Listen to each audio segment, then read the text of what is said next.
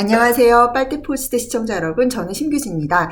지금 또 이태원에서 일어났던 참혹한 사고 이후로 여러 가지 또 정치권 이슈가 있어서 그에 대해서 좀 여러분들과 얘기해 보려고 다시 영상을 찍게 됐습니다.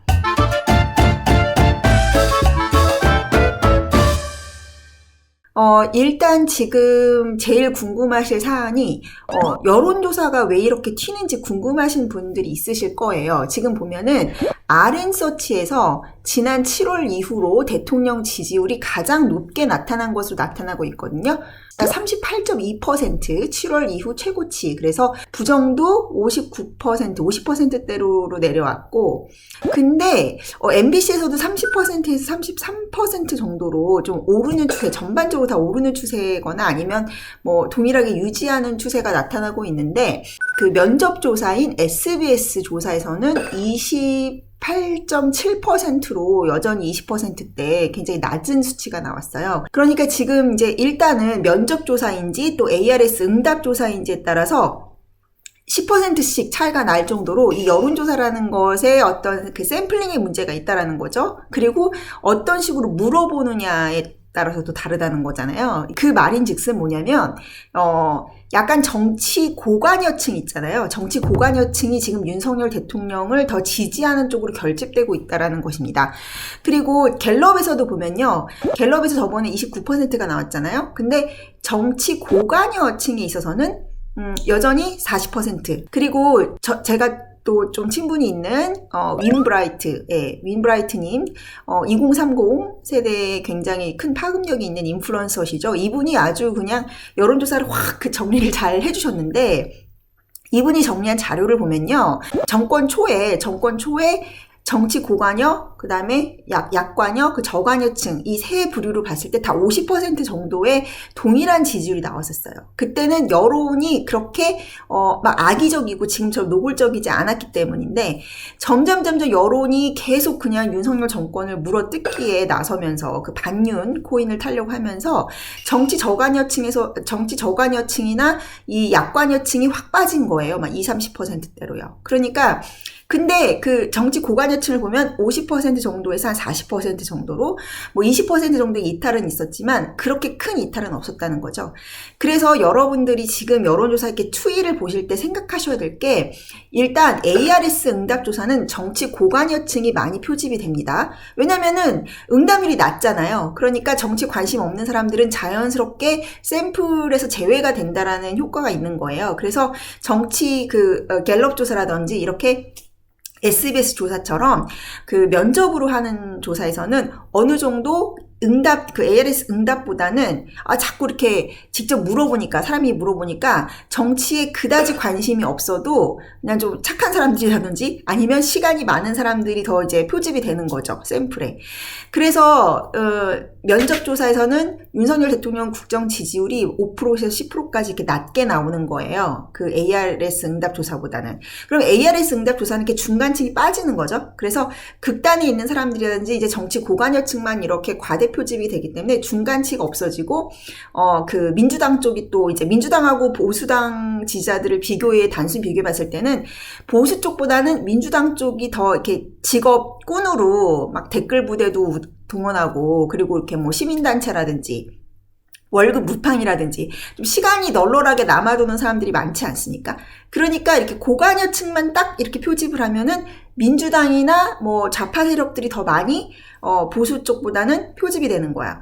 그래서 여러분들이 일단 이 면접조사와 ARS를 비교하실 때는 일단 고관여층들이 ARS에 많이 표집이 되기 때문에 윤석열 대통령 지지율도 더 많이 수치가 높아지게 된다. 왜냐하면 정치 고관여층은 더 정치에 관심을 많이 가지고 있고, 뭐 공중파나 이렇게 슬쩍슬쩍 보는 언론의 헤드라인보다는 이 사건이나 이런 사건의 추이라든지 어떤 사건의 그 내막에 대해서 자기 스스로의 판단을 갖고 이렇게 정보를 찾아보기 때문에 뭐 유튜브라든지 커뮤니티라든지, 그래서 윤석열 대통령의 국정 지지율이 더 면접보다는 ARS가 높다라는 게 있고요. 그리고 이 중도층들이 싹 빠지거나 아니면은 정치에 관심 없는 사람들이 싹 중간층이 빠지기 때문에 이 고관여층만 이렇게 또 대결 양상이 돼서 민주당이나 좌파, 스스로를 뭐 진보라고 하는 사람들이 더 많이 표집이 된다 이것입니다. 근데 지금 윈 브라이트님께서 이렇게 계속 그 정리를 이렇게 해주신 그거에 의하면은요, 전반적으로 지금 사람들이 이제 정권이 바뀌고 해서 자기 자신을 진보라고 얘기하는 사람들이 줄어들고 있고, 진보라고 생각했던 사람들이 이제 중도 쪽으로 많이 옮겨가고 있고, 또 보수라고 자기를 또 생각하는 사람들, 민주당에 대한 반감이라던가, 그 사람들의 실정이라든가, 내로남불, 위선에 이제 실망해가지고, 무능에 실망해가지고, 이렇게 보수화되는 사람들도 높아지고 있어요. 그러니까 진보가 좀 빠지고, 중도가 높아지고 있고, 보수도 높아지는 추세예요. 그리고 이제 정당 지지율을 보면은요, 윤석열 대통령에 대한 국정 지지율과 상관없이, 좀 어느 정도 일정한 포메이션을 보이고 있어요. 결국에는 민주당 지지하는 사람하고, 국민의힘 지지하는 사람들은 어느 정도 상수라고 봐야 되는 거예요. 예. 그리고 이제 정치 저관여층이거나 이런 사람들은, 언론의 선동에 많이 휘둘리긴 하지만 또 총선 전국이 되면 그때그때 이슈에 따라서 어떤 변수가 생길지 모르잖아요. 그때 판세에 따라서 반응하는 것이 정치 저관여층이고 중도층이다 이렇게 보시면 될 것 같습니다. 두 번째로 좀 짚어볼 것은 윤석열 대통령 지지율, 왜 이 이태원 참사로 저 사람들이 또 막 그 제2의 세월호 같이 이렇게 몰아가고 있고, 또 말도 안 되게 무슨 12구 뭐 사태, 12구 사고인지 뭐 이런 식으로 해가지고 12구 참사라고 또 이렇게 레이블링, 프레임질을 해가지고 정부 여당을 이제 정부 여당에 대한 정치적 공세를 이어가고 있는데 왜 그것이 먹히지 않느냐, 왜 윤석열 대통령 지지율이 굳건히 버티고 있는지 그것을 좀 얘기해 보려고 합니다. 일단 제가 봤을 때는 이 사건의 본질이 굉장히 그 세월호랑은 다르다는 거예요. 이미 그 사건이 딱 처음 났을 때 첫째로는 대통령이 먼저 대응을 했고, 두 번째로는 그 이임재 서장과 그 류미진 그 총경인가요? 그쪽에서 너무 지금 일을 망친 게 정말 직무유기를 한 게 만천하에 드러나지 않았습니까? 그래서 아무리 민주당이 뭐 어거지로 뭐 마약 수사하고 그다음에 뭐 용산 이전 이걸 가지고 엮어보려고 해도 그게 억지처럼 들리는 거예요. 그리고 또 지금 어쨌든 뭐 박수영 의원이라든지 권성동 의원이라든지 이런 분들이 뭐 김기현 의원이라든지 장제원 의원도 그렇고 지금 굉장히 적절하게 민주당을 공격을 잘 하고 계세요. 그러니까 뭐 이재명 같은 경우는 옛날에 뭐 화재 먹방 사고라던가 판교에서의 환풍구 사고 이런 걸로 해가지고 어떤 얘기를 해도 잘 먹히질 않는 거예요. 그래서 예전에 그 세월호 사건을 그 문재인이 뭐 미안하다 고맙다 해가지고 정치적 이득을 많이 봤던 게, 문재인은 이재명과 달리 조금 착한 아이 컴플렉스가 있는 사람이고 착한 척을 하는 걸로 굉장히 정치적인 이미지를, 상징 자산을 확보한 사람이지 않습니까? 근데 이재명은 그게 아니에요. 이재명은 그런 감성을 건드리는 그런 뭐 약간 순수하고 로맨틱한 이미지가 없어요. 이 사람한테는. 그러니까 이재명한테 사람들이 열광했던 거는 나름대로 그 진보 진영에서 뭐 좌파 진영에서 이재명으로 결집한 거는 이 사람이 매운맛이다, 화끈하다 이런 것 때문에 이제 인기가 있었던 거고, 예전에 뭐 박근혜 대통령 탄핵 때도 막 되게 듣보잡이었는데 키보드 워리어 짓을 하면서 손가락 혁명군 하면서 뭔가 이 사람은 뭔가 혁명, 센세이셔널한 그런 선동 이런 거에 특화된 사람이거든요. 그러니까 뭐 약간 그런 그 신파 쪽에 이게 감성팔이 이런 게 잘 안 되는 사람인 거죠. 이미지가 잘 맞지 않아요. 그래서 이재명이 보여줘야 되는 거는 되게 일사불란하고 되게 속전속결로 뭔가 어떤 사람들을 막 이렇게 소위 말해서 뭐 조진다 그러죠. 뭐 이렇게 막 일을 막 벌려가지고 어떤 사람을 공격하거나 뭐 어떤 일을 추진한다던가 뭐 돈을 막 뿌린다던가 이런 식으로 뭐 시원시원한 행정력이 있다, 추진력이 있다라는 것으로 이 사람이 인기를 끌었는데, 지금은 180석, 170석 가지고 있어도 이재명이 할 수 있는 그런 일들이 전혀 없는 거예요. 예. 그래서 그 민주당이 이제 지금 그 세월호 그 선동처럼 이렇게 이태원 사태를 이제 선동하는 게 잘 먹히지가 않는 거고, 그렇게 또 지금 또 이제 민주당이 뭐 희생자들의 신상을 다시 털어가지고 그걸 또 정치적으로 이용하려고 하고, 또 유족들한테 뭐 배상금을 타야 되지 않겠냐 이런 식으로 그 죽음을 되게 자신들의 어떤 금전적 이익을 위해서 혹은 정치적 이익을 위해서 그렇게 이용한다라는 것이, 예, 망자를 이용한다는 것이 국민 정서에도 굉장히 배치되기 때문에 지금 민주당과 이재명이 마치 이때다 싶어서 이거를 되게 키우는 것은 오히려 일반적인 사람들의 거부감, 그리고 상식적인 사람들의 정서적인 어떤 비난에 직면할 수 있다라고 저는 생각합니다. 이번에 뭐 개벌인 그 문재인 그 사건도 보면은 사실 이거는 제가 봤을 땐 윤석열 대통령과 문재인 전 대통령 사이에 어떤 기싸움에서 완전히 윤석열 대통령이 완승한 거라고 저는 생각합니다. 그래서 문재인이나 지금 이재명이 다 지금 이미지가 되게 우스워지고 망가지고 있어요. 그래서 개벌인 이래가지고 지금 많이 나오고 있는데 이것이 오히려 그 이태원 사건에 대한 걸 많이 희석시켰고 심지어 또 이제 이재명은 아예 이제 존재감이 없어지는 거예요. 이준석처럼. 사람들이 이재명이나 이준석은 어디 처박혀 있는지도 모르고 이 전국의 주도권을 누가 가져가느냐. 그러니까 안티가 있더라도 안티를 돌파하면서 극복하는 모습을 보여주면 그 서사의 주인공이 되는 거거든요. 윤석열 대통령이나 한동훈 장관 같은 경우는. 그래서 지금 여러분들이 많이 뭐 걱정을 많이 하시고 저도 많이 걱정을 하고 있는데 너무 지금 또 뭐 국민의힘에서도 그렇고 내각에서도 그렇고 여러 가지 막 처신을 잘못하고 말실수를 하고 그게 이제 대통령의 발목을 오히려 잡는 그런 것들이 나와서 그런데 뭐 그 문재인 쪽이나 이재명 쪽이 지금 많이 도와주고 있다 이렇게 생각하시면 될 것 같고요. 또 지금 SBS에서 이제 여론조사를 했는데 이재명을 넣어가지고 다 이렇게 다자구도를 했을 때 딱 유승민 4%밖에 안 나오죠. 그리고 한동훈 장관이 18%가 나와서 여권 주자 중에서는 1위를 했는데 빨리 한동훈 장관이 보수층에서 압도적인 지지를 받는 구도로 넘어가야 된다고 저는 생각하고요.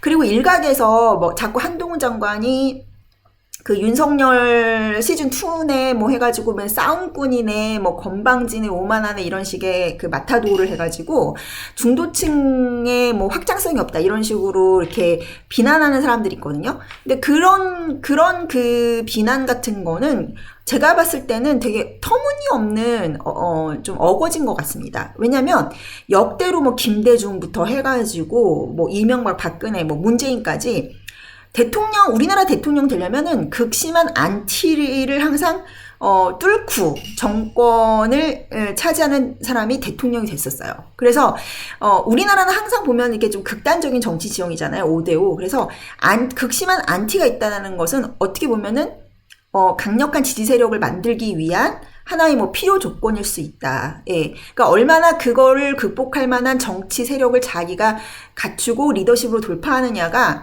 그러니까 전국의 주도권을 가지냐, 그리고 새로운 시대 정신을 제시하느냐. 그것이 어떤 대권을 가는 아주 중요한 잣대라는 것이죠. 그래서 저는 한동훈 장관이 아주 지금 정치적으로 잘 성장하고 있고 그리고 보수 내에서 이 정도의 스타성, 전투력 그리고 팬덤을 가진 사람이 없죠. 그리고 이번에도 보면은 배현진 의원이 굉장히 톤데프하게 막 황운하를 옹호하면서 한동훈 장관한테 뭐 사과하라고 그랬잖아요. 크게 지금 역풍을 맞고 있고 지지층이 오히려 이렇게 한동훈 장관 쪽으로 이렇게 결집을 하면서 그런 것들이 오히려 한동훈 장관의 이 진영 내에서의 체급을 키워주는 거고 위상을 또 높여주는 그런 에피소드일 것이라고 계기가 될 것이라고 저는 생각합니다. 그리고 그래서 젊은 층들이 지금 왜 더 지지율이 올라가고 있냐면 그러니까 지금 보시면 젊은 층들은 기본적으로는 제가 봤을 때 40~50%는 별로 정치에 관심 없어요. 본인들 살기 바쁘고 여러 가지 컨텐츠 뭐 게임도 해야 되지 뭐 야구도 봐야 되지 축구도 봐야 되지. 그래서 전반적으로 젊은 층들은 지금은 정치가 그렇게 재밌는 장르가 아닌 거예요. 근데 이렇게 이제 정치 고관여층들은 정치를 어떤 게임적으로 생각하기 때문에 이렇게 윤석열 대통령이 좀 더 효율적인 리더십, 빠른 리더십, 예.